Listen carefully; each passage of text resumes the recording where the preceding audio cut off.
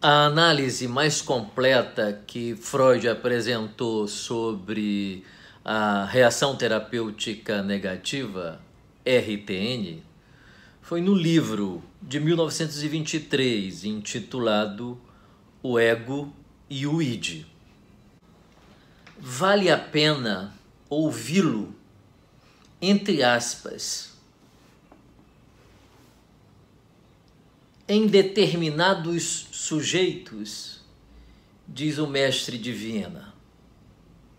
Qualquer resolução parcial que deveria ter como consequência uma melhora ou mesmo o desaparecimento passageiro dos sintomas, o que acaba acontecendo com outros pacientes, mas não com esses, provoca neles um reforço momentâneo do seu sofrimento. O seu estado agrava-se no decorrer do tratamento em vez de melhorar. Isso deixou Freud muito intrigado, porque alguns pacientes melhoram com o método da associação e a interpretação dessas associações, e porque outros pacientes, ao invés de melhorarem, agravam ainda mais seu quadro de desconforto. Isso não podia passar desapercebido pelo gênio de Viena. Mas mesmo antes do clássico livro de 1923, O Ego e o Id, já em 1917, no estudo que Freud intitulou de Recordar, Repetir e Perlaborar, ele já chamava a atenção deste agravamento do quadro justo quando se tinha a expectativa de uma melhora. O que Freud se perguntava era como poderia acontecer a proliferação desses sintomas, ao invés da redução desses sintomas. Qual era a base, qual era a fonte que fazia com que a boa interpretação gerasse não conforto, mas desconforto e a proliferação de fantasias destrutivas? Essa era a pergunta que o feiticeiro de Viena fazia a ele próprio. A primeira resposta que ele nos dá é: a proliferação dos sintomas ocorre porque há o retorno do recalcado. Aquilo que estava guardado dentro do sujeito, quando é mexido, ele volta. E ele volta de uma maneira virulenta, eventualmente reclamando sossego, ao invés de ser incomodado pelas interpretações certeiras que o alcançam em seu esconderijo super secreto, dentro da alma, é claro, e produzindo mau cheiro, evidentemente.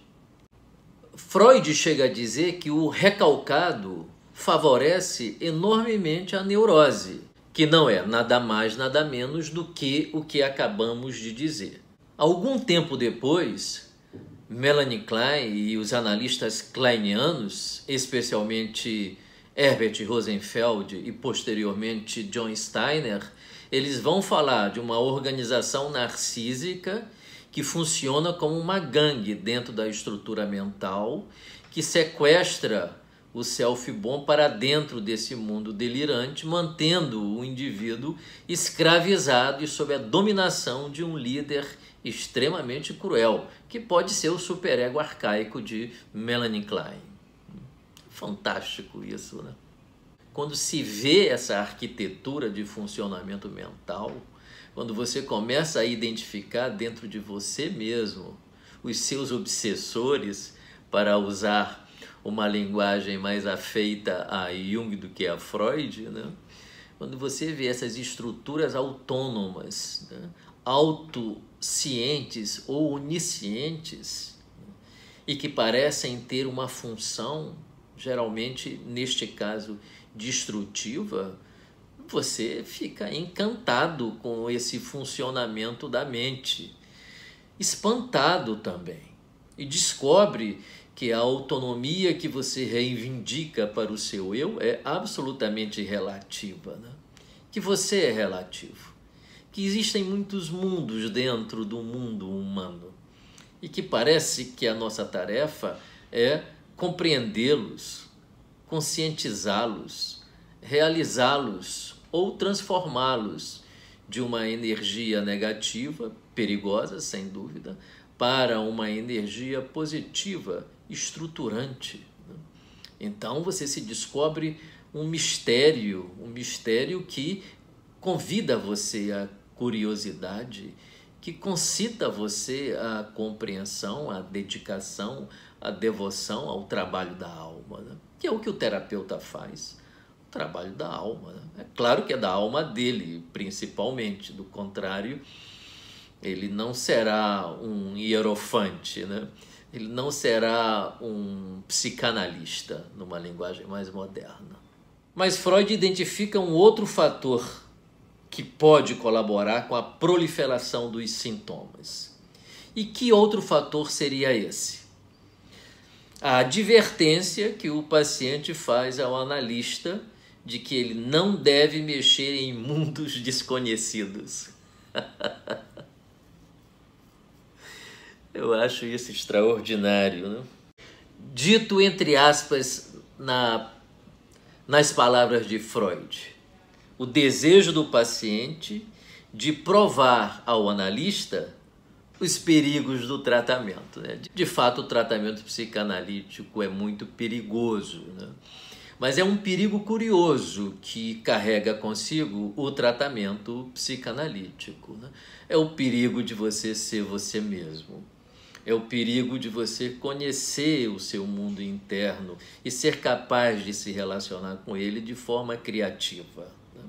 De forma criativa está longe de ser de forma exclusivamente saudável, no sentido de uma idealização de saúde nunca alcançada e ilusoriamente buscada.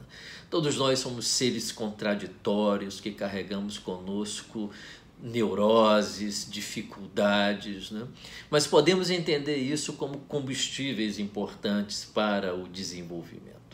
Então, o tratamento psicanalítico, de fato, ele carrega consigo esse perigo. O perigo de você dar de cara com o seu mundo interno. O perigo de você dar de cara com aspectos da sua personalidade que você juraria 1000 vezes antes que o galo cantasse uma só vez, que não existe dentro de você, mas que o vizinho está cheio dela.